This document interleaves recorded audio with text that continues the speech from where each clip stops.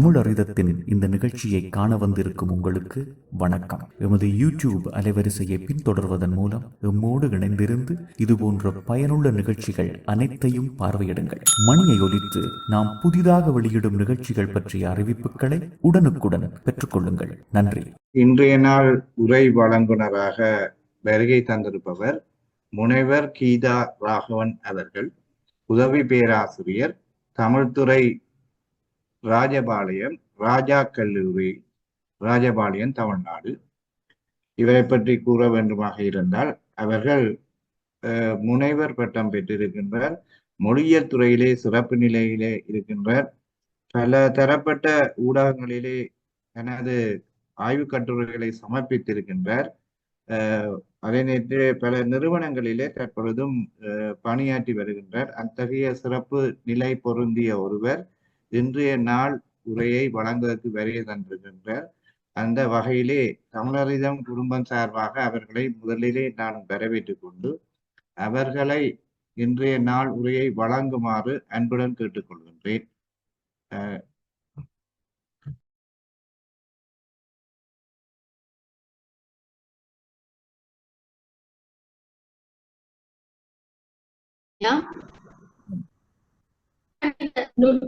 உலகாயம் இணையவழி உரையாடல் நிகழ்விற்கு பேச வாய்ப்பளித்தமைக்கு முதல்வன் என்னுடைய நன்றி கலந்த வணக்கத்தினை தெரிவித்துக் கொள்கிறேன். என்னுடைய தலைப்பு சமூக ஊடக உரைகளில் தமிழ் மொழியின் உணர்வுகளும் செயல்பாடுகளும். இன்றைக்கு நம்மளுடைய உணர்வுகளை எல்லாம் வெளிப்படுத்தக்கூடிய ஒரு களமாக ஊடகங்கள் தற்பொழுது வருது. ஒரு காலகட்டத்துல செய்தியை மட்டுமே பரிமாற்றம் செய்துகிட்டு இருக்கோம். அந்த நிலை மாறி தன்னுடைய உணர்வுகள் முழுவதுமாகவே வெளிப்படுத்தக்கூடிய ஒரு களமாக சமூக ஊடகம் மாறி வருகிறது. அதனால நம்ம இன்னும் இந்த ஊடகங்களுக்கு என்னென்ன செய்ய வேண்டியது இருக்கின்றது என்பது என்னுடைய ஆய்வு தலைப்பாக அமைந்திருக்கிறது. சமூக ஊடக உரைகளில் தமிழ் மொழியினுடைய உணர்வுகளும் வெளிப்பாடும். எந்த அளவுக்கு உணர்வுகளை வெளிப்படுத்துவதற்கு நான் இன்னும் என்ன செய்ய வேண்டும்? அந்த கணினி துறையை பொறுத்த மட்டும் இன்னும் நாம் என்னென்ன செய்தோமேயானால் இந்த தமிழ் சமூகம் எந்த அளவுக்கு தன்னுடைய உணர்வுகளை வெளிப்படுத்தும் என்பது என்னுடைய ஆய்வு தலைப்பாக அமைந்துள்ளது. இதுதான் என்னுடைய நோக்கம். இந்த சமூக ஊடகத்தில் உணர்வுகளுடைய பகுப்பாய்வு, இந்த சமூக ஊடகம் எடுத்துக்கொண்டு போயுமே ஆனால் அதுல அந்த பகுப்பாய்வு செய்து பார்க்கும்போது எந்தெந்த இடங்கள்ல தேவைப்படுகிறது, ஒரு பகுப்பாய்வு எந்தெந்த இடங்களில் தேவைப்படுகிறது அப்படிங்கிறத பார்க்கிறோம். சமூக ஊடக உரையை ஆய்வு செய்வதன் மூலமாக சமூக பிரச்சனைகள் மற்றும் நிகழ்வுகள் குறித்த மக்கள் உணர்வினை புரிந்து கொள்ள முடியும். என்ன நினைக்கிறாங்க, அவங்களுடைய உணர்வு எந்த அளவுக்கு வெளிப்படுத்துகிறார்கள் அப்படிங்கிற செய்தியை நாம் பெற்றுக்கொள்ள முடியும். அடுத்ததாக பிராண்ட் மற்றும் தயாரிப்பு கருத்து. இதை ஒரு 3 விதமாக அதை பிரித்து நான் பாக்குறேன். என்னது அப்படின்னா, பிராண்ட் மற்றும் தயாரிப்பு கருத்து. பிராண்ட்னா நம்ம இப்ப ஆன்லைன்லயே நம்ம பொருள்களை எல்லாம் வாங்கிட்டு இருக்கோம். ஆன்லைன் ஷாப்பிங் சொல்லிட்டு இப்ப எல்லாருமே ஆன்லைன்ல தான். பிராண்ட் மற்றும் தயாரிப்பு கருத்துக்கள்ல என்ன ஊடகங்கள்ல என்ன மாதிரியான உரை நிகழ்கிறது அப்படிங்கிறத பார்க்கிறோம். அதுல சேவைகள் பற்றி வாடிக்கையாளர்கள் மதிப்புரை வழங்கக்கூடியது, அதாவது ஃபீட்பேக் சொல்றது. பொருள் நல்லா இருக்கு, நல்லா இல்ல அப்படிங்கிறத உடனே டக்குன்னு சாட் பாக்ஸ்ல உரை பெட்டிகள்ல கண்டிப்பா அதனுடைய உணர்வுகளை வெளிப்படுத்துகிறாங்க. அதை இங்க பகுப்பாய்வு செய்யறோம். அடுத்தது நெருக்கடி மேலாண்மை. ஒரு சில நேரங்கள்ல நெருக்கடியான ஒரு சூழல் சமூகத்துல நிலவும் போது, ஒரு அதிருப்தியான ஒரு சூழல் நிலவும் போது, அந்த அமைதியின்மையை அறிகுறியாக கொண்டிருக்கக்கூடிய எதிர்மறையான உணர்வுகளை அடையாளம் காண முடியும். இப்ப ஒரு போரே நடக்குது அப்படின்னா ஒரு அதிருப்தி நிலை இருக்கும். மக்கள் தங்களுடைய உணர்வுகளை கண்டிப்பா சொல்லுவாங்க. நாட்டினுடைய போக்கு இப்படி இருக்கு அப்படி இருக்கு அப்படின்னு தங்களுடைய உணர்வுகளை எல்லாம் கொட்டி தீர்க்கக்கூடிய ஒரு நிலை, நெருக்கடி மேலாண்மை, அந்த உரைகளை நான் இங்கு பகுப்பாய்வு செய்கிறேன். அடுத்து கலாச்சார ஆய்வுகள்.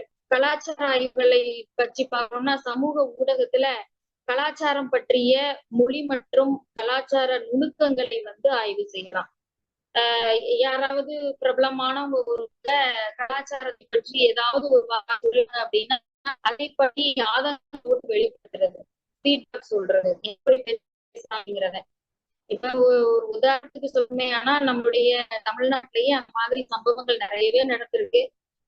ஒரு சினிமா நடிகைகளோ நடிகர்களோ ஏதாவது ஒரு ஸ்டேட்மெண்ட் சொல்லும் போது அதுல இவங்க இப்படி சொல்றாங்க அப்படிங்கிற மாதிரியான ஒரு எதிர்ப்பு நிலை, அது கலாச்சாரத்துக்கு மாறான ஒரு கருத்து அப்படிங்கிற மாதிரியான உரைகளை சாட் பாக்ஸ்ல சொல்லும் போது அதுல எதிர்ப்பு கிளம்பும் பொழுது அது குறித்து ஆய்வு செய்வது.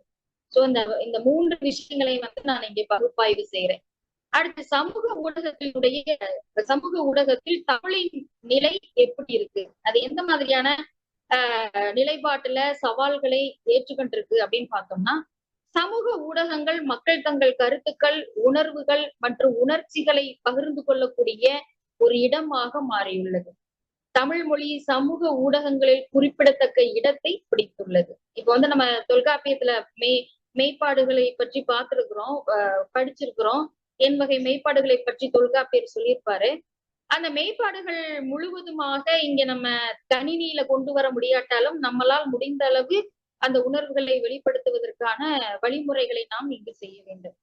அடுத்து சவால்கள் மற்றும் வாய்ப்புகள். எங்கெங்கெல்லாம் நம்ம அது ஒரு சிக்கலாக இருக்கு, எங்கெங்கெல்லாம் ஒரு சவாலை மேற்கொள்ள வேண்டியது இருக்கு அப்படின்னு பார்த்தோம்னா, சமூக தமிழ் ஊடக உரையினுடைய வடிவம் கொஞ்சம் வித்தியாசமானதுதான். நம்ம வடிவம் முறையான தமிழ் பேச்சு வழக்குகள், முறையான தமிழ், சில பேர் முறையான தமிழ்ல அழகா பேசிட்டு போயிருவாங்க.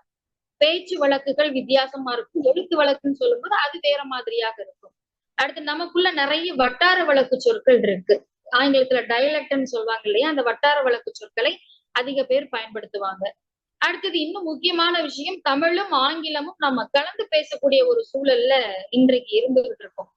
கணினி, இந்த விஷயங்கள் எல்லாமே கணினி மொழிகளுக்கு ஒரு சிக்கலான ஒரு சவாலான விஷயமாக இருக்கு.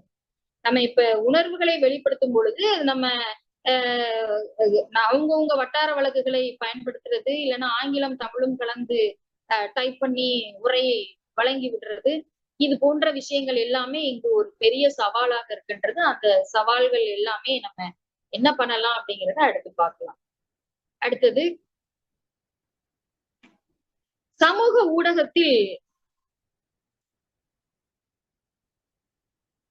தமிழ் உரை உணர்வு, சமூக ஊடகத்தில் உணர்வு பகுப்பாய்வில் சவால்கள், எங்கெங்கெல்லாம் சவால்கள் இருக்கு அப்படிங்கிறது.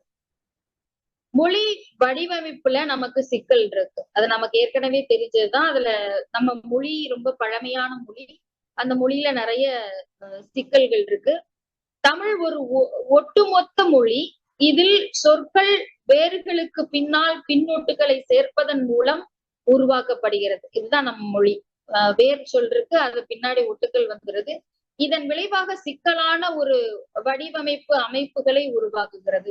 ஏற்கனவே மொழிபெயர்ப்பும் சரி, எதுவாக இருந்தாலும் சரி, நமக்கு அது பெரிய சவால்களாகத்தான் நம்ம போய்கிட்டு இருக்கு. கணினி மொழிபெயர்ப்பை பொறுத்த மட்டும் அதே போல இங்கேயும் உணர்வுகளை நம்ம எடுத்துக்கொண்டு அதை ஆய்வு செய்து ஏற்ற அளவுக்கு நம்ம மாற்றி தரும் பொழுது அந்த உரையினை இடுபவர்களுக்கு அந்த உணர்வினை வெளிப்படுத்துவதற்கு நம்ம மொழி கொஞ்சம் சிக்கலானதாக தான் இருக்கு. அந்த வடிவமைப்பு கொஞ்சம் சிக்கலானதாக இருக்கு. அடுத்தது கலப்பு மொழி. நம்ம கலப்பு மொழிகளை பயன்படுத்துறோம். கலப்பு மொழினா தமிழோடு சேர்ந்து ஆங்கிலம் கலந்துடுறது, இல்லைன்னா வட்டார வழக்கு சொல்லி இதுதான் கலப்பு மொழி அப்படிங்கிறோம். இந்த கலப்பு மொழி கருவிகளை பயன்படுத்துவது ரொம்ப கடினமாக இருக்கு. எதுக்குன்னா NLP அப்படின்னா நேச்சுரல் லாங்குவேஜ் ப்ராசஸிங், இயற்கை மொழி ஆய்வுக்கு இந்த செயல்பாடுகள் ரொம்ப கடினமானதாக இருக்கு. அடுத்தது முறைசாரா மொழி மற்றும் சொல் வழக்குகள். முறைசாரா மொழி அப்படிங்கிறது சொல் வழக்குல வித்தியாசமாக இருக்கு. ஒரு முறையாக நம்ம கொலோக்கியலா பேசும்போது கொஞ்சம் மாறி ஏதாவது பேசுவோம். அதுதான் முறைசாரா மொழி. அதுல வட்டார மொழியும் அது உள்ளேயே வந்துடும். இது போக எமோஜிகள் அப்படிங்கிறது கொஞ்சம் சிம்பிள்களை எல்லாம் நம்ம போட்டு விடுறது. இப்பதான் நிறைய சிம்பிள்கள் எல்லாம் இருக்கு இல்லையா, அந்த சிம்பிள்களை பயன்படுத்துவது. தூய தமிழ் இலக்கணத்தில் இருந்து விலகி செல்கிறது. இதுதான் முக்கியம். தூய தமிழ் இலக்கணம் அங்கு காணப்படுவது கிடையாது. நம்ம எமோஷனல்ஸ்ல வெளிப்படுத்தும் போது தூய தமிழுக்கு அங்கு இடம் இல்லாமல் போயிருது. அடுத்தது வளங்கள் இல்லாமை. நமக்கு இன்னும் பத்தாது. மனிதனுடைய உணர்வுகளை முழுவதுமாக சமூக ஊடகங்களில் வெளிப்படுத்தணும் அப்படின்னா அதற்கான நமக்கு என்ன இல்லைன்னா வளங்கள் இல்லை. இன்னும் வளங்கள் தேவைப்படுகிறது. என்னென்ன வளங்கள் தேவைப்படுகிறது அப்படின்னா சொற்களஞ்சியங்கள் தேவைப்படுகிறது. தமிழ் உரைகளுக்கான குறிப்பிட்ட தரவு தொகுப்புகள், உணர்வு சொற்களஞ்சியங்கள் மற்றும் முன்கூட்டியே பயிற்சி பெற்ற மாதிரிகள் குறைவாக கிடைக்கின்றன. அதுக்கான டேட்டாஸ் நமக்கு இன்னும் கம்மியா தான் இருக்கு. அதுக்கான தரவுகளை எல்லாம் நம்ம கணினியில உள்ளீடு செய்தோமையானால் நம்மளுடைய தமிழ் சமூகம் முழுமையான ஒரு உணர்வுகளை வெளிப்படுத்துவதற்கு ஒரு நல்ல களமாக அமையும் என்று நான் எதிர்பார்க்கிறேன். அடுத்தது தமிழ் சமூக ஊடகத்தில் உணர்வு வெளிப்பாட்டை புரிந்து கொள்வது. நம்ம முதல்ல சமூகத்துல எப்படி இருக்காங்கிற அந்த உணர்வை புரிந்து கொள்ளணும். புரிந்து கொண்டதுக்கு அப்புறம் தான் நம்ம அதுக்கு தேவையானவற்றை நம்ம உள்ளீடு செய்ய முடியும். அதற்காக நான் 2 பேருடைய ஒரு கோட்பாடுகளை நான் பயன்படுத்தலாம் அப்படின்னு சொல்றேன். யாருடைய கோட்பாடு அப்படின்னா லாபோவினுடைய சமூக மொழி அறிவியல் கோட்பாடு. இன்னொன்னு என்னன்னா பிரவுன் மற்றும் லெவின்சனினுடைய பயன்பாடு கோட்பாடு. இந்த 2 கோட்பாடுகளை நம்ம பயன்படுத்தணுமே ஆனால் தமிழ் சமூகத்துல உணர்வுகளை, அவங்களுடைய உணர்வுகள் எப்படி இருக்குங்கிறத ஒரு ஃப்ரேம் பண்ணி அதுக்கு ஏத்த மாதிரி நம்ம உள்ளீடு செய்வதற்கு வசதியாக இருக்கும். முதல்ல இந்த லாபோவினுடைய சமூக மொழி அறிவியல் கோட்பாடு அப்படின்னு பார்க்கும்போது பிராந்தியம், வயது மற்றும் பாலினம் போன்ற சமூக காரணிகள் தமிழ் சமூக ஊடகத்தில் தமிழ் மொழி மாறுபாட்டை எவ்வாறு பாதிக்கின்றன என்பதை ஆராய்கிறது. இந்த கோட்பாடு முழுக்க எதை குறித்து ஆராய்கிறது அப்படின்னா வயது தனியாக, பாலினம் தனியாக சமூகத்துல வயது வரம்பு பார்த்துட்டு எந்த வயதுக்காரங்க எந்த மாதிரியான உணர்வுகளை வெளிப்படுத்துறாங்க ஊடகத்துல, அதே போல ஒரு ஆண் எந்த அளவுக்கு ஊடகத்துல வெளிப்படுத்துறாங்க, ஒரு பெண் எந்த அளவுக்கு உணர்வுகளை வெளிப்படுத்துறாங்க அப்படிங்கிறத பிரித்து பார்ப்பதற்கு இந்த கோட்பாடு மிக அருமையாக பயன்படும். இந்த கோட்பாட்டை பயன்படுத்தி நாம் சமூகத்தை பிரித்து ஆய்வுகள் நடத்த முடியும். அடுத்து பிரவுன் மற்றும் லெவின்சனினுடைய பயன்பாட்டு கோட்பாடு அப்படிங்கிறது எமோஜின் எவ்வாறு பயன்படுத்துகிறார்கள் என்பதை பிரச்சனைக்குரிய மற்றும் உணர்வுகளை வெளிப்படுத்தும் போது, குறிப்பாக உணர்திறன் அல்லது சர்ச்சைக்குரிய சூழல்களில் பண்பாட்டு உரைகள் எவ்வாறு பயன்படுத்துகிறார்கள் என்பதை பகுப்பாய்வு செய்வது. எமோஜிகள் எவ்வாறு பயன்படுத்துகிறார்கள் என்பதையும் அப்படின்னா அந்த குறியீடுகள், சிம்பிள்ஸ் இருக்கு இல்லையா, அதையெல்லாம் எந்த அளவுக்கு அவங்க பயன்படுத்துகிறார்கள் அப்படிங்கிறது. அது மட்டும் இல்லாம சர்ச்சைக்குரிய சூழல்கள் அப்படிங்கும் போது நமக்கு சர்ச்சைக்கான சூழல்கள் போது ஒரு அரசியலாக இருக்கலாம், இல்ல திரைத்துறையாக இருக்கலாம், இல்ல யாராவது ஒரு பெரிய பிரபலமான ஒரு நபர் ஏதாவது ஒரு ஸ்டேட்மெண்ட்டை சொல்லியிருக்கலாம், இல்ல ஒரு சாதாரணமாக நம்ம எது எடுத்துக்கலாம்னா அந்த யூடியூப்ல வரக்கூடிய அந்த சேனல்களை பத்தி கூட சொல்லலாம். இவங்க இந்த மாதிரி பண்ணியிருக்காங்க அப்படிங்கிறத நம்ம எதிர்ப்பு தெரிவிக்கிற மாதிரியான உரை பாக்ஸுகளை, அதாவது ஊடகத்தில் இருக்கக்கூடிய உரையாடல் பாக்ஸுகளை நம்ம பார்க்க முடியும். அடுத்தது ஒரு சின்ன தரவுகளை நான் இங்க எடுத்து காமிச்சிருக்கேன். பாசிட்டிவ் பொலிட்னஸ் ஸ்ட்ராட்டஜிஸ் இதுல ஒரு 3 விதமாக அதை பிரித்து காண முடியும். பாசிட்டிவ் பொலிட்னஸ் அப்படின்னா சில பேர் என்னன்னா ஃபீட்பேக் சொல்லும் போது ரொம்ப சாஃப்டா சொல்லிட்டு போயிருவாங்க. இந்த மாதிரி ஒரு எக்ஸாம்பிள் கொடுத்துருக்கேன் நான் இங்க. எனக்கு இத மாதிரி எக்ஸ்பீரியன்ஸ் இருக்கு, நீங்க ரொம்ப நல்லா ஹேண்டில் பண்ணீங்க அப்படிங்கிற மாதிரி ஒரு பாசிட்டிவா சொல்லிட்டு போறவங்களும் இருக்காங்க. சில பேர் நெகட்டிவா இது நல்ல ஐடியா தான், நானும் சில இடங்கள்ல இன்னும் கவனிச்சிருக்கலாம் அப்படி சொல்ற ஃபீட்பேக்க அவங்க பாசிட்டிவாவும் சொல்லிட்டு அப்புறம் கொஞ்சம் நம்ம கிட்ட இருக்கக்கூடிய தீமையான விஷயங்களை கொஞ்சம் எடுத்து சொல்றது. இது நல்லா இருக்கு, இன்னும் கொஞ்சம் இதை நல்லா பண்ணியிருந்திருக்கலாம் அப்படிங்கிற மாதிரி நெகட்டிவா அப்படி சொல்லிட்டு போகலாம். அடுத்தது இன்னொன்னு என்னன்னா ஃபேஸ் த்ரெட்டனிங் ஆட்ஸ் அப்படிங்கிறது மூஞ்சில அடிச்ச மாதிரி டக்கு டக்குன்னு சொல்லிட்டு நல்லா இல்ல, பிடிக்கல, இதெல்லாம் இனிமே போடாதீங்க, இந்த மாதிரி எல்லாம் வேண்டாம் அப்படிங்கிற மாதிரி சொல்லிடுறது. இது மட்டும் இல்லாம இதுல பேசுற த்ரெட்டனிங்ல இப்ப உள்ள உரையில பார்த்தோம்னா நிறைய பேரு ஆஹ் என்னென்ன சொல்றது, தேவையில்லாத வார்த்தைகளை எல்லாம் கூட பயன்படுத்தி விடுகிறார்கள். அதெல்லாம் நம்ம ஃபில்டர் பண்ணிக்கலாம். அந்த மாதிரி போடுறது, அதாவது முகத்துல அடித்தது போல பேசுறது, இப்படி 3 வகையாக இதை நம்ம பிரிச்சு பார்க்க முடியும் அப்படின்னு நான் சொல்றேன். அடுத்தது என்னன்னா, சமூக ஊடக தமிழ் உரையை ஆய்வு செய்வதற்கான ஆராய்ச்சி நோக்கங்கள். இது என்ன நோக்கம் அப்படின்னு ஒரு கேள்வி வரலாம். இது என்ன நோக்கம், நமக்கு எதுக்கு இந்த வேலை அப்படின்னு கேட்கலாம். என்னுடைய நோக்கம் என்ன அப்படின்னா, சமூகத்துல என்ன மாதிரி உணர்வுகளை வெளிப்படுத்துறாங்க, அந்த வெளிப்படுத்துவதற்கான நம்ம என்ன செய்யணும், என்னென்ன செய்ய வேண்டியது இருக்கு அப்படிங்கிறது இதுல நோக்கமாக நான் சொல்லியிருக்கேன். அதுல ஒண்ணு என்னன்னா, NLP கருவிகளை உருவாக்குவது. இன்னும் கருவிகள் நமக்கு தேவைப்படுது. NLP-ல சமூக ஊடக தமிழ் உரையை ஆய்வுக்கு ஏற்ற வகையில செயலாக்கம் செய்ய வேண்டும். 2வது, உணர்வுகளை வகைப்படுத்துதல். என்ன மாதிரியான உணர்வு, நமக்கு மகிழ்ச்சியும் இருக்கு அதுல. ஒரே எண்வகை மெய்ப்பாடுகள் எல்லாருக்குமே தெரிஞ்சதுதான். அதுல எல்லா விதமான உணர்வுகளையும் வெளிப்படுத்துவதற்கு என்ன செய்ய முடியுமோ அந்த விஷயங்களை நாம இங்க செய்யலாம். இயந்திரத்துல கற்றல் அல்லது ஆழமான கற்றல் மாதிரிகளை பயன்படுத்தி தமிழ் உரையில் உணர்வுகளை வகைப்படுத்தி பார்க்க முடியும், பார்க்கலாம். அடுத்தது, மொழி சவால்களை சமாளிக்கிறது. என்னென்ன சவால்கள்லாம் இருக்கும் அப்படின்னு சொல்லும் போது, கலப்பு மொழி நமக்கு மிகப்பெரிய பிரச்சனை. ஏற்கனவே நம்மளுடைய மொழி வடிவமைப்புல சிக்கல்கள் இருக்குது.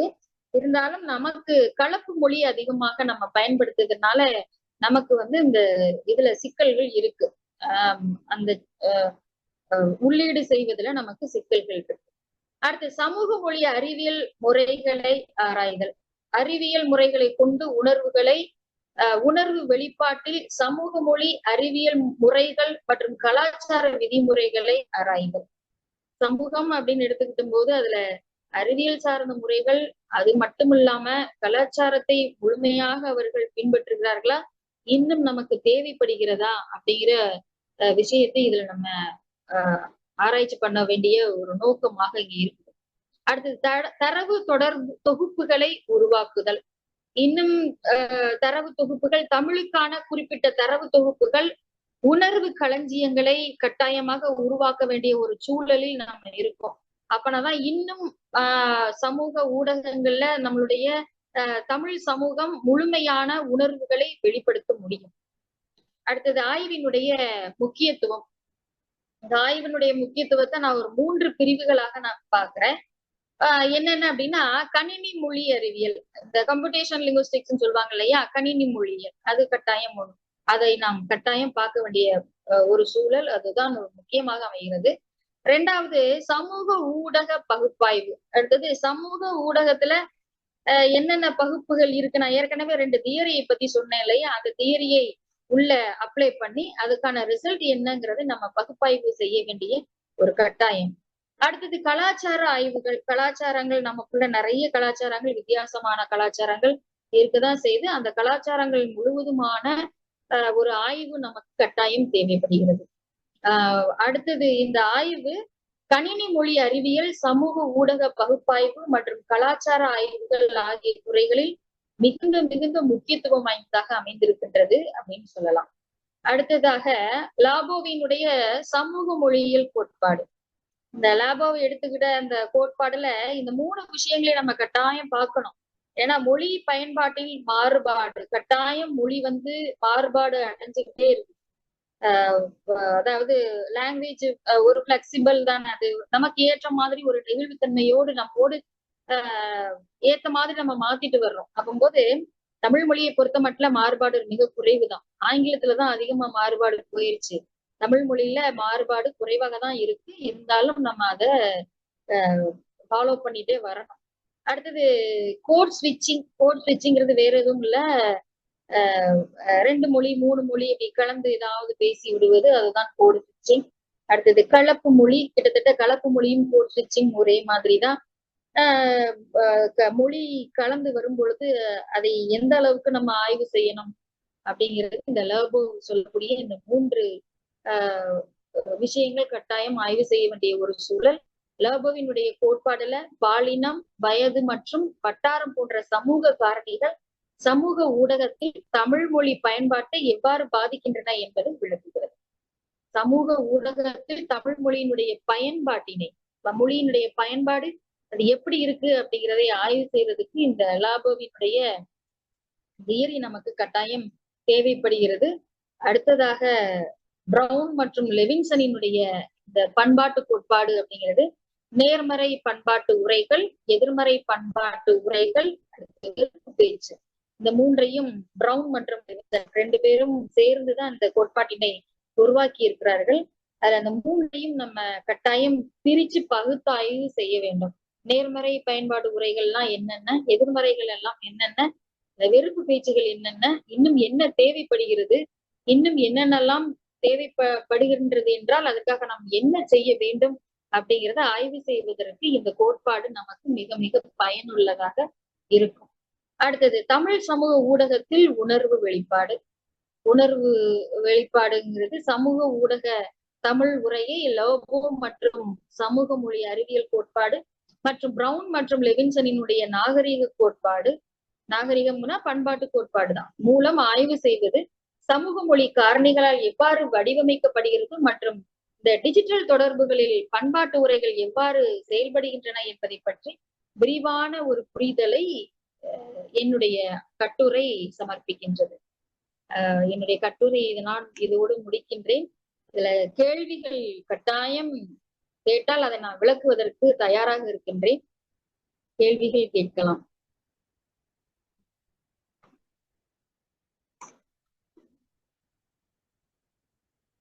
நான் முன்வைக்கின்றேன். இந்த முகநூலிலே ஒருவர் இறந்து விட்டார் என்ற செய்தியை போடுகின்ற பொழுது அதற்கு பலர் அந்த உணர்வு வெளிப்பாடை செய்கின்ற பொழுது லைக் பண்ற மாதிரி வணக்கம் வணக்கம்மா, கதைக்கின்றேன். நான் பேசுறது கேட்கின்றதா? நான் பேசுறது கேக்குதா? கேக்குது. நீங்கள் இன்றைய உரையை சிறப்பாக சொல்லியிருந்தீங்கள். இதுல குறிப்பாக உதாரணங்களுடன் ஊடக உரைகளை பற்றியும் இடம்பெற்ற நிறைவு குறைவு சுழிகளை பற்றியும் அதாவது முழுமையாக ஒரு சிறு எடுத்துக்காட்டுகளை முன்வைக்க முடியுமாமா?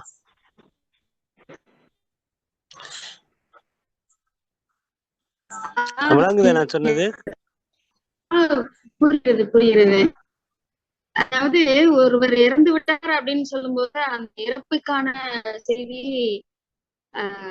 அந்த வார்த்தைகள் மூலமாக சில பேர் பதிவிடுகிறார்கள், உணர்வுபூர்வமாக பதிவிடுகிறார்கள். அந்த பிரச்சனைக்குரிய உரைகள் சொல்வது ஒரு நாளுக்கு முன்பு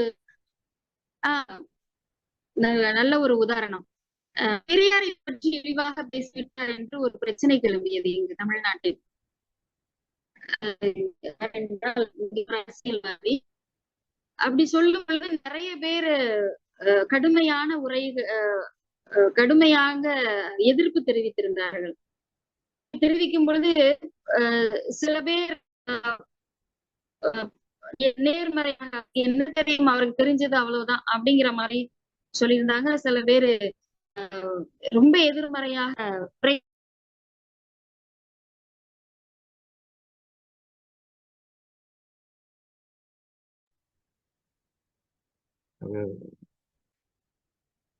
அவர்கள் எல்லாருமே சில பேர் அவருக்கு என்ன தெரியும் அப்படின்னு சொல்லிட்டு பெரியார் மீது மிகுந்த பற்று உள்ளவர்கள் அதை ஆவேசமாக அதற்கு பதிலளித்தார்கள். போன்ற விஷயங்கள் எல்லாம் உணர்வுகளை வெளிப்படுத்தக்கூடிய ஒரு களமாக அப்படின்னு நான் நினைக்கிறேன்.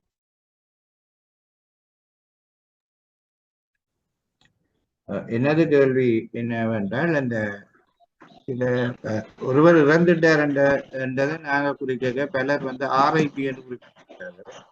உண்மையில அந்த மொழி சுருக்கத்தோட குறிப்பிடுறது உணர்வு வெளிப்பாட்டுக்கு சரியாக அமையுமா இல்லையா என்பது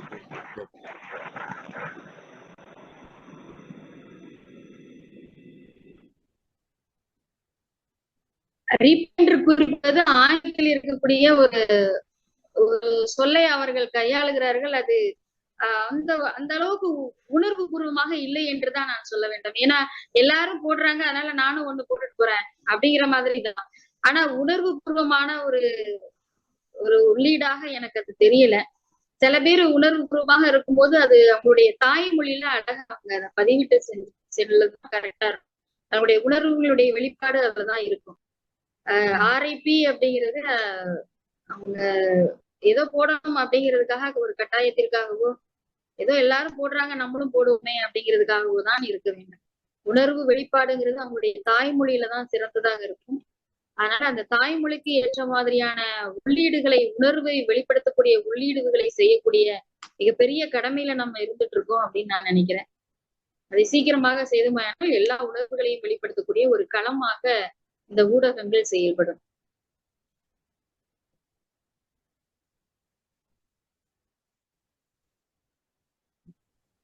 இந்த இடத்தில் நான் ஒரு கருத்தை வெளியிட நினைக்கின்றேன். அந்த ஆர்ஐபி என்பதை இன்றைய அவசர உலகத்தில் இந்த ஆர்ஐபி என்று போடுவதையே நாங்கள் உண்மையிலே வரவேற்க வேண்டும்.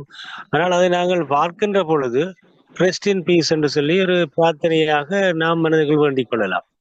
அதன் மூலமாக அந்த இறந்தவருடைய ஆத்மா சாந்தி அடைகிறதுக்காக நாங்கள் வேண்டிக் கொள்ளலாம் என்று என்னுடைய கருத்து. என்றால் இதை போடாம விடுவர்களும் பார்க்க போடுவர்களுக்கு நாங்கள் உண்மையை நன்றி சொல்ல வேண்டும். நாங்கள் அதை மொழிபெயர்க்கின்ற பொழுது ரெஸ்ட் இன் பீஸ் என்று சொல்லி எங்கள் மனதார ஒரு பிரார்த்தனையை முன்வைக்கலாம் என்றது என்னுடைய கருத்து. நான் இதுல என்ன குறிப்பிட்டாண்டா ஆர்ஐபி என்ற உணர்வை வெளிப்படுத்துகின்றோம், அது சரி. ஆனா அந்த உணர்வு வெளிப்படுத்தல உண்மையில வந்து உங்களது அம்மா இறந்து விட்டார் என்று எனது ஆழ்ந்த அனுதாபங்களை தெரிவித்துக் கொள்கின்றேன் சொல்வதற்கும் ஆர்ஐபி என்று போவதற்கும் வித்தியாசம் இருக்கு. அது ஒரு பிரச்சனை இருக்கு. அதே நேரத்தில் இன்னொரு சிக்கல் நிலை என்று இருக்கின்றது. சிலருக்கு அந்த கருவி கையாட்சியில இருக்கிற பிரச்சனையால இன்னும் தெரியல. இப்ப ஒரு மகிழ்ச்சிகரமான செயற்பாடு தவிர்த்து ஒரு துன்பகரமான செயற்பாட்டின் போது வந்து இந்த லைக் பண்ணிடணும். உண்மையில வந்து ஒரு சரியான கஷ்டமான நிலைமையில ஒருவர் இறந்திருக்கான செய்தியோ இன்னொருவர் போட்டிருப்பார். ஆனால் அந்த நேரத்துல உண்மையில வந்து அந்த குறியீடு சிமியூலியில என்ன மாதிரி குறியீடு செய்யணும்ன்ற முறை அதுல இருக்குது.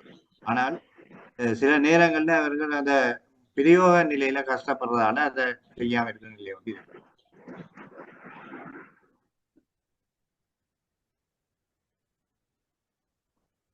சம்பந்தமா நீங்க இந்த குறிப்பிடுங்கள்.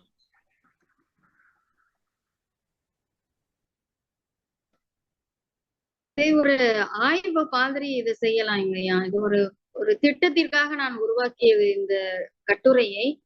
இத ஒரு ஆய்வு செய்து ஒரு ப்ராஜெக்டாக உருவாக்கலாம்.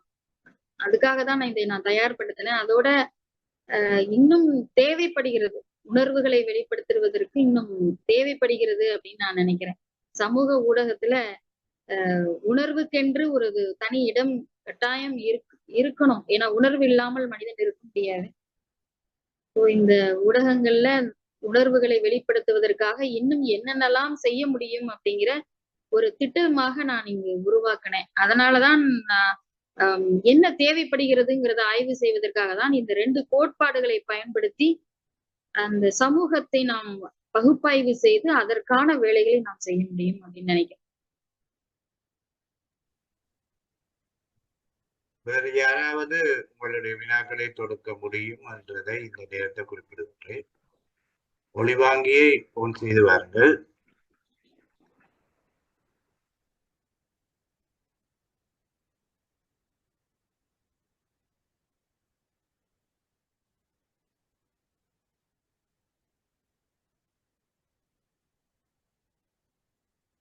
இந்த நேரத்திலே நீங்கள் ஏதாவது மேலும் இது சார்ந்த விடயங்களை முன்வைக்க போவீர்களாக இருந்தால் அதை பற்றி கூறுங்கள் என்று கேட்டுக்கொள்கிறேன். இது அவர்களை கேட்டு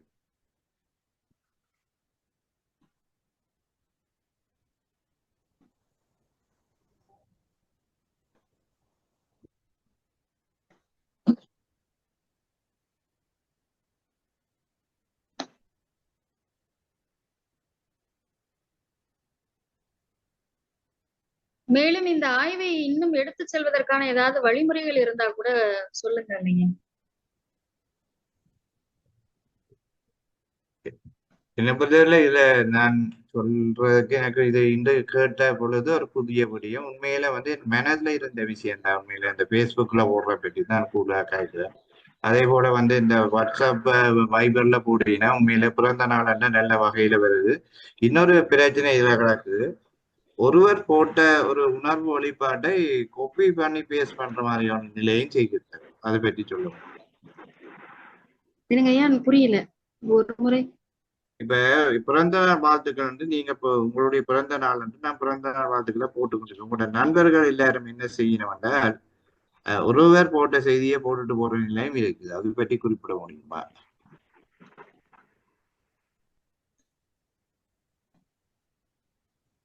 இரண்டு பேர் வந்து போட்ட செய்தியவே அப்படியே கொப்பி பண்ணி பிறந்த நாள் குறிப்பிடும் போதே ஐயா நான் என்ன நினைக்கிறேன் அப்படின்னா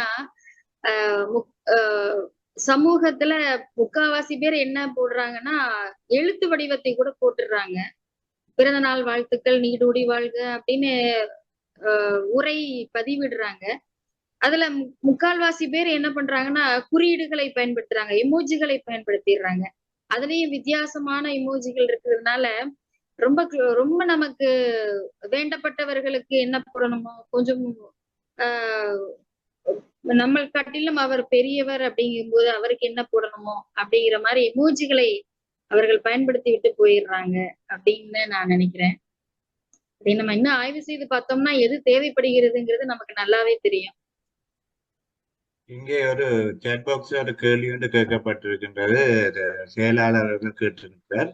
இந்த RIP என்று பதிவிடல் உயிரோட்டமாக இருப்பதற்கு மாற்றீடாக இதை பதிவிடலாம் என்று குறிப்பிட முடியுமா என்று கேட்டிருக்கிறார்.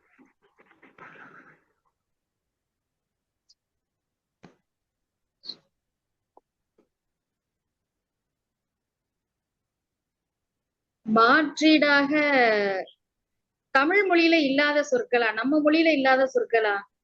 அதனால நம்ம மொழியில இருக்கக்கூடிய சொற்களை பயன்படுத்தினால எல்லோருமே அதை புரிஞ்சுக்குவாங்க. ஏன்னா ஒருத்தர் போட்டதையே திரும்ப திரும்ப போடுறதுனால வேற சொற்கள் தெரிய மாட்டேங்குது. அதனால தமிழ் அறிஞர்கள் அதை பயன்படுத்தும் போது புதுமையான சொற்களை பயன்படுத்தும் போது எல்லாருமே அதை தெரிந்து கொள்வதற்கான ஒரு வாய்ப்புகள் இருக்குது. அந்த வார்த்தைகளை பயன்படுத்தலாம்.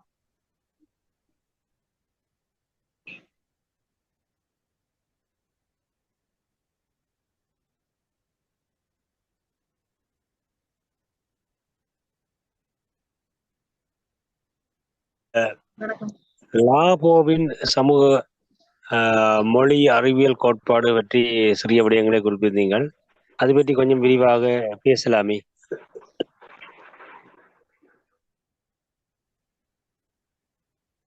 கோட்பாடு வந்து உணர்வுகளை வெளிப்படுத்துவதற்கு சர்ச்சைக்குரிய சூழல்களினுடைய அதனுடைய பயன்பாடு எப்படி இருக்கு, சர்ச்சையான ஒரு சூழல்ல அதனுடைய பயன்பாடு எப்படி இருக்கு அப்படிங்கிறதை ஆய்வு செய்வதற்காக நான் அந்த கோட்பாட்டை நான் பயன்படுத்தி கொண்டேன். 3 விஷயங்கள் அவர் சொல்றாரு இந்த லாபோ தியரியில. ஒண்ணு என்ன அப்படின்னா மொழி பயன்பாட்டுல இருக்கக்கூடிய மாறுபாடு. மொழியில வந்து மாறுபாடுகள் கொஞ்சம் வந்துகிட்டு இருக்கு. அந்த மாறுபாடுகளை நம்ம கண்டிப்பா கவனிக்கணும் அப்படிங்கிறது. இன்னொன்னு என்னன்னா கோட் ஸ்விட்சிங் அப்படிங்கிறாங்க. கோட் ஸ்விட்சிங்னா அது 2 மொழி கலப்பு. இன்னும் சொல்ல போனால் மலையாளிஸ் இருப்பாங்க. மலையாளிஸ் அவங்க 3 மொழி கலந்து பேசுவாங்க. தமிழும் வரும், மலையாளமும் வரும், இங்கிலீஷும் வரும். அப்ப அந்த கலப்பு வந்து ரொம்ப கடினமானதாக இருக்கும் அந்த உரையில தேர்வு செய்வதற்கு. அதனால அதை பிரித்து பாக்குறதுக்கான ஒரு விஷயத்தை அந்த லாபோ தியரி சொல்லியிருக்கிறாரு. அதற்கான காரணிகளாக இந்த 3 கோட் ஸ்விட்சிங்குக்கும் கலப்பு மொழிக்கும் கிட்டத்தட்ட ஒரு சேர ஒரு பொருண்மை தான். ரொம்ப அதிகமான மாற்றம் கிடையாது. கோட் ஸ்விட்சிங் கலப்பு மொழி அப்படிங்கிறது ஒரு சில வித்தியாசங்கள் தான். சில பேர் 2 மொழி கலந்து பேசலாம், சில பேர் 3 மொழி தெரிஞ்சிருந்ததுன்னா 3 மொழி கலந்து கூட பேசலாம். அத உரையிடும் அந்துவதற்கான வாய்ப்புகள் இருக்கு. மொழி கலப்புங்கிறது அந்த இடத்துல நிறைய பார்க்க முடியுது அப்படிங்கிறது இந்த லேபோவினுடைய கோட்பாடு. அந்த லேப் வந்து இந்த 3 விஷயங்களை கட்டாயம் பாருங்க அப்படிங்கிறாரு. இந்த 3 விஷயங்களை பார்த்து பகுத்தறிந்து நம்ம எது தேவை அப்படிங்கறத நம்ம கவனிக்கணும் அப்படிங்கிறது லேபோவினுடைய தியரியாக இருக்கு. அடுத்து வேற ஏதாவது கேள்வி? உண்மையிலே இது ஒரு நன்றி அம்மா. இன்னும் ஒரு விரிவாக பார்க்க வேண்டிய ஒரு நிலையில தான் இருக்கின்றது. இதை நான் குறிப்பிட விரும்புகின்றேன் என்று சொன்னால், ஒரு விசேட தேவையுள்ள ஒருவருக்கும் சாதாரணமான ஒருவருக்கு உணர்வு வழிபாடு வித்தியாசம் இருக்குது. அதை பற்றி ஏதாவது ஆய்வு நீங்கள் இதுக்குள்ள உள்ளடக்குகின்றீங்களா தான் கேட்கின்றேன்.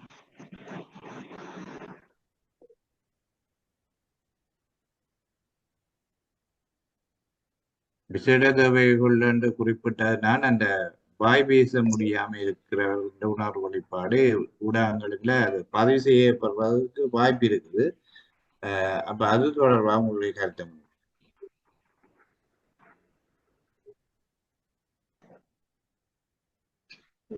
முடியாதவர்கள் தங்களுடைய உணர்வுகளை வெளிப்படுத்துவது எழுத்துக்களின் மூலமாக தான் வெளிப்படுத்தி ஆக வேண்டும். இமோஜிகளை பயன்படுத்திக் கொள்வார்கள். என்னை பொறுத்தவரை இந்த முக்கியத்துவம் வாய்ந்தவர்கள் அவர்களுக்கென்று கூட சில பேர் காதும் கேட்காமல் இருப்பார்கள். காதும் கேட்காது பேசவும் முடியாது. அப்படி இருப்பவர்களுக்கென்று தனியான, நீங்க சொன்னது ஒரு இன்னொரு நல்ல ஆய்வாக எனக்கு தென்படுகிறது ஐயா. அவர்களுக்கென்று ஒரு உரை உணர்வை வெளிப்படுத்தக்கூடிய ஒரு உரைபாசை வெளிப்படுத்துவதற்கு ஏற்ற ஒரு களம் நீங்க சொன்னது எனக்கு தோணுகிறது. அதே போல பிளைண்டாக இருப்பார்கள், கண்ணு பிறவியிலே தெரியாதவர்கள், அவர்களுக்கென்று என்ன செய்யலாம் அப்படிங்கிறது இது ஒரு நல்ல ஒரு ஆய்வாக நம்ம எடுத்து நகர்த்தி செல்லலாம் அப்படிங்கிறது என்னுடைய கருத்தாக அமைகிறது. நன்றி. இப்ப ஐயா ஒரு கேள்வி கேட்டாங்க இல்லையா, அதுல எனக்கு இன்னும் ஒண்ணு தோன்றுகிறது. என்னன்னா, நம்ம செய்தி வாசிக்கும் பொழுது டெஃப் அண்ட் டம்புக்காகவே ஒரு செய்தியை நாம் பயன்படுத்துகிறோம், அவங்க பாஷையிலேயே நமக்கு செய்திகளை வெளிப்படுத்துவதற்காக. அதுபோல மொழி அபிவிருத்தி செய்யப்பட வேண்டும் என்ற கருத்தை முன்வைத்திருக்கின்றார்கள். அதுக்கு இன்னும் தேவைப்படுகிறது. ஏனென்றால் நாம் டைப் பண்ணி உரையிடுவதற்கு பதிலாக சட்டென்று சைகை மொழியை போட்டுவிட்டு போயிட்டோம்னா நேரம் கொஞ்சம் குறைவானதாக இருக்கும். அதற்காக நாம் சைகை மொழியை பயன்படுத்துறது. சைகை மொழியில நிறைய விஷயம் இருக்கு, சிம்பிள் இருக்கு, கோடு இருக்கு, எம்பளம்ஸ் இருக்கு. இப்படி சைகை மொழி பக்கம் போயிட்டோம்னா எக்கச்சக்கமான விஷயங்கள் இருக்கு. அதையும் நாம் இதுல உள்ளீடு செஞ்சுதான் ஆகணும். உள்ளீடு செய்தால்தான் நம்மளுடைய உணர்வுகளை முழுவதுமாக இங்க வெளிப்படுத்த முடியும் அப்படிங்கிறது சரிதான்.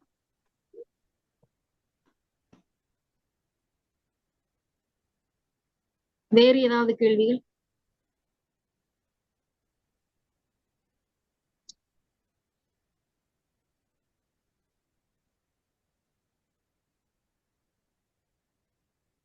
பலர் மௌனமாக இருக்கின்றார்கள்.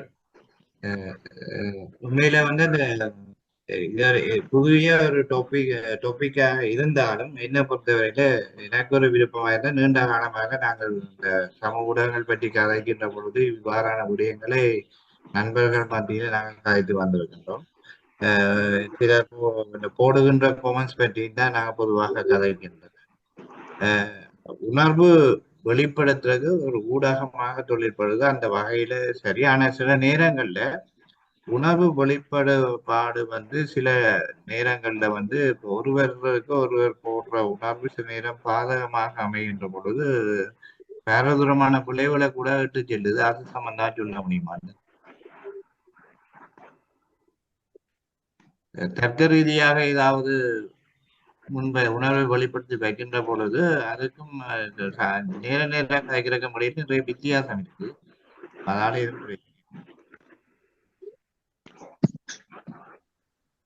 தர்க்க ரீதியாக எக்ஸ் வலைதளங்கள்ல தர்க்கம் பண்ணுவதற்கு அரசியல் சார்ந்த விஷயங்களா இருந்தாலும் திரைப்படம் சார்ந்த விஷயங்களாக இருந்தாலும் தர்க்க முறைப்படி வாதிடுவதற்கு ஒரு களமாக இங்க இருக்குது. நம்ம கல்வித்துறையிலேயே ஏதாவது ஒரு ஆர்டிக்கலையோ ஏதோ படிச்சுட்டு அதுல இது தவறானதாக இருக்கு இல்ல இது சரியானதாக இருக்கு அப்படின்னு சொல்லும் போது அதை வாதிக்கக்கூடிய ஒரு களமாகவும் இந்த களம் அமைகிறது.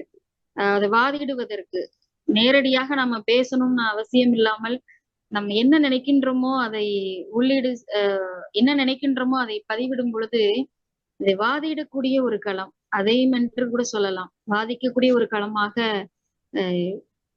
இந்த களம் அமைந்திருக்கிறது சமூக ஊடகங்கள். அதனால அதற்கு தேவையான விஷயங்களை நாம் உள்ளீடு செய்து உணர்வுகளை முழுவதுமாக வெளிப்படுத்துவதற்கு அதற்கான திட்டங்களை நாம் வழிவகை செய்ய வேண்டும். நான் இதுல குறிப்பிட்ட என்னன்னா, இப்ப 2 பேருக்கு இடையில கருத்துக்கள் பரிமாற்றம் இடம்பெற்றுக் கொண்டிருக்கிறதுல ஒருவர் வந்து அந்த மிக கோபகரமான நிலையில ஒரு கருத்தை அந்த இடத்தை பதிவு செய்கின்ற பொழுது அவரை உள்வாங்குறவர் மத்தியில சில குழப்ப நிலை திடீரென்று உருவாக்கப்படும். அது கூட ஒரு தவறான முடிவு கூட எடுக்கின்ற நிலைக்கு போயிருக்குது அப்படி சொல்லி நம்ம சமூக ஊடகங்கள்ல குறிப்பிட்டதால எனக்கு இவ்வளவு பிரச்சனை வந்தேன். அது சார்ந்த விடயத்தை சொல்ல முடியுமா தான் எனக்கு.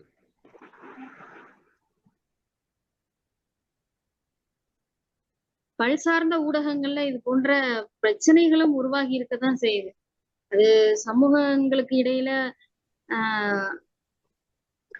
அது சமூகங்களுக்கு இடையில வரக்கூடிய ஒரு கருத்து பரிமாற்றத்துல மோதல்களாக மாறி, கருத்து பரிமாற்றம் இல்லாமல் மோதல் மாறி வேற மாதிரியான ஒரு நிகழ்வுக்கு எடுத்து செல்லக்கூடிய ஒரு களமாகவும் அமைது. அதை தடுப்பதற்கான வழிமுறைகளையும் நாம் கட்டாயம் செய்ய வேண்டும்.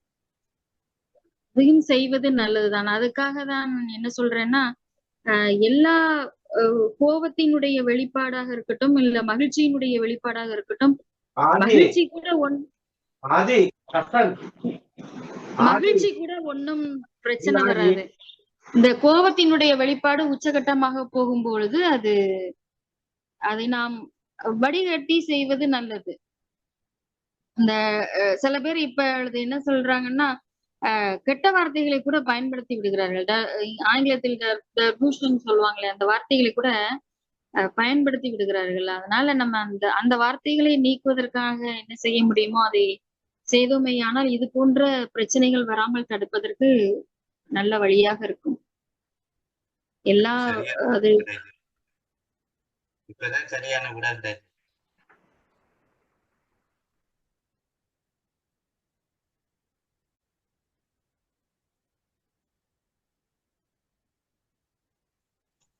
நன்றி, சரியான விடை கிடைத்திருக்கு. நன்றி ஐயா. குறிப்பிட விரும்புகின்றேன். அவ்வாறு இல்லாவிட்டால் உரைஞரிடம் விரிவாக இன்றைய நாளிலே குறிப்பிட விரும்பிய கருத்தை குறிப்பிடலாம் இந்த நேரத்தில் அமைந்திருக்குது. அது பெரிய சவாலாக இருக்கு.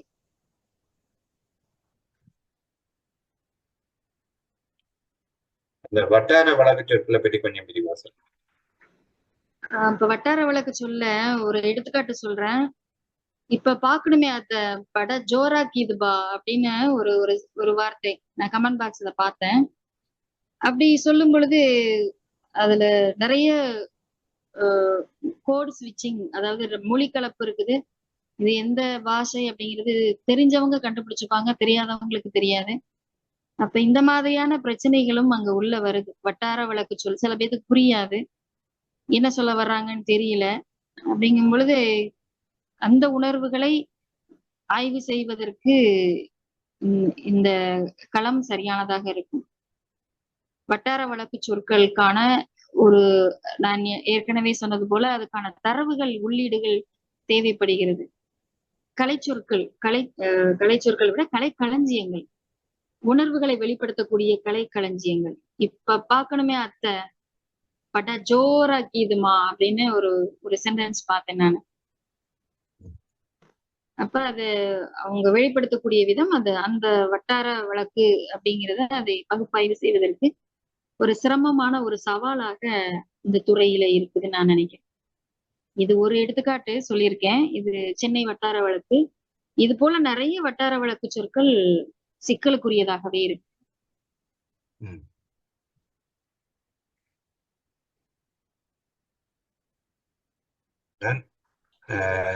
உங்களுக்கு ஏன் இப்ப எதற்காக நீங்க மொழியியல் என்ற ரீதியாக ஆய்வு செய்ய போறீங்க?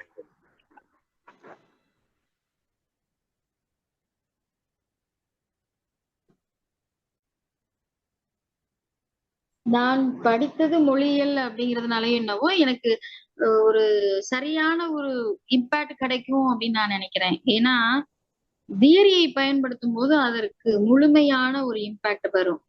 அதனாலதான் நான் இந்த இந்த NLP-யாக இருக்கட்டும், இல்ல இந்த தியரி லாபோவினுடைய தியரி, இந்த தியரியை நம்ம அப்ளை செய்து பார்க்கும் பொழுது அதற்கான இம்பாக்ட் வந்து ஒரு சரியான முடிவை தரும் அப்படின்னு நான் எதிர்பார்க்கிறேன்.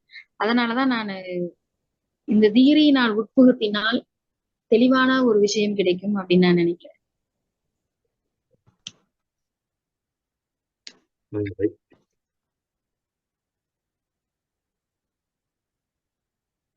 எல்லாரும் ஏதாவது கருத்து கூற விரும்புகின்றீர்களா? கூறுங்க.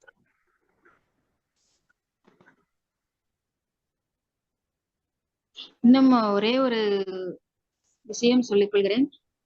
என்னவென்றால், அது ஒருவருக்கு கேட்டாங்க இந்த ஆய்வை பார்த்துட்டு, நீங்க வந்து பகுப்பாய்வு செய்யும் போது பாலினம், வயது அதையெல்லாம் பிரித்து பார்க்க வேண்டும்னு சொல்றீங்க. ஆமாம்.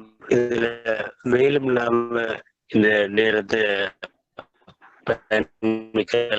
மாற்றலாம் நினைக்கிறேன். சரிங்கய்யா, சரிங்க.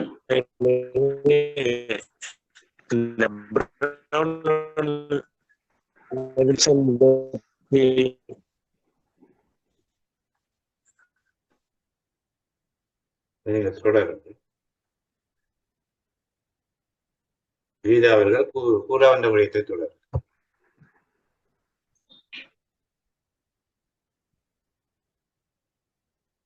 வேற ஒன்றும் இல்லை. இதுல வயது மற்றும் பாலினம் அப்படிங்கிற சமூக காரணிகளை கொண்டு பிரிச்சு பகுப்பாய்வு செய்றீங்க இல்லையா?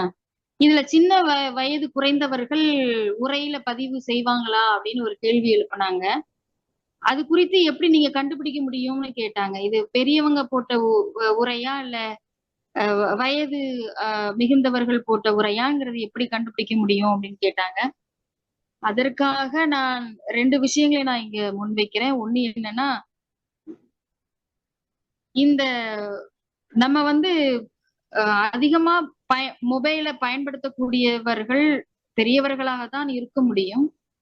சிறியவர்கள் சொல்லும் பொழுது அவங்க அதிகமா உரையிடுவது வந்து தவிர்த்து விடுவாங்க. அந்த அளவுக்கு அவங்களுக்கு நாலேஜ் உரையிடணும் அப்படின்னு தோணாது. இன்னும் என்னன்னா, இப்ப நம்மளை நம்மளுடைய டெக்னாலஜி டெவலப்மெண்ட்ல பிள்ளைகளுக்கு நம்ம மொபைல் கொடுத்துடுறோம். அவங்களுக்குன்னு தனி மெயில் ஐடி கொடுக்குறோம்.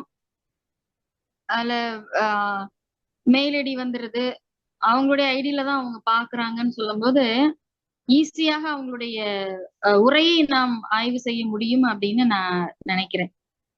ஏன்னா குறைஞ்சது ஒரு 7-8 வயசு 10 வயசுக்கு மேலதான் நம்ம மொபைல் அவங்களுக்குன்னு தனியான ஐடியில மொபைல் வாங்கி கொடுக்குறாங்க இன்றைய சமூகம். அதனால அந்த செயல்பாட்டையும் பிரித்து பாக்குறது நல்லது அப்படின்னு, அதற்காக தான் இந்த லாபோவினுடைய தியரியில வயது, பாலினம், பிராந்தியம் அப்படி இப்படி பிரிச்சு பாக்குறாங்க. அது பார்க்க வேண்டும் அப்படிங்கிறது இந்த கோட்பாட்டினுடைய செயல்பாடு. அவ்வளவுதாங்க. வேற எதுவும் கேள்வி இருந்தால் கேட்கலாம். இணைந்துள்ளது. அப்படி இல்லை விட்டால் நன்றி உரைக்கு போகலாமோ? நன்றி உரை லங்கேசன் அவர்கள் இருக்கிறார்கள், செயலாளருக்கு அது சம்பந்தமாக தருவோம். லங்கேசன் ஐயா அவர்கள் இருக்கிறார்.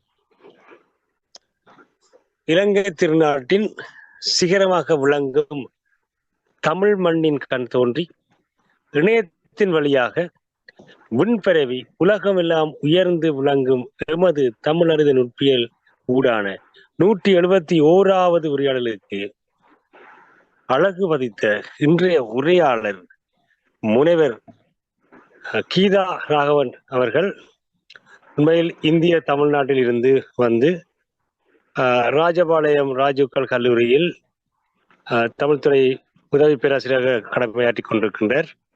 இவ்வேளையிலும் எமது அழைப்புக்கேற்ப ஒரு புதிய வகையான தலைப்பினூடாக உண்மையிலே நாங்கள் எல்லாருமே சந்திக்கின்ற விடயங்கள், ஆனால் சிந்தனையில் இதுவரை எட்டாத கருத்துக்கள் பலருக்கு ஏற்ற வகையில சமூக ஊடக உரைகளில் தமிழ் மொழியின் உணர்வுகளும் வெளிப்பாடுகள் என்ற வகையில, உண்மையிலேயே எமது மொழியின் உணர்வுகளும் வெளிப்பாடுகளும் என்ற வகையில ஊடகங்களிலே பகிரப்படுகின்ற பல விடயங்கள், அதில தமிழ் மொழி பயன்படுத்தப்படுற விடயங்கள், பிற மொழிகள் கலப்பு விடயங்கள் சம்பந்தமாக எல்லாம் அலசி ஆராய்ந்து ஒரு தீர்க்கமான வகையில உரையை நிகழ்த்தியிருந்தார்.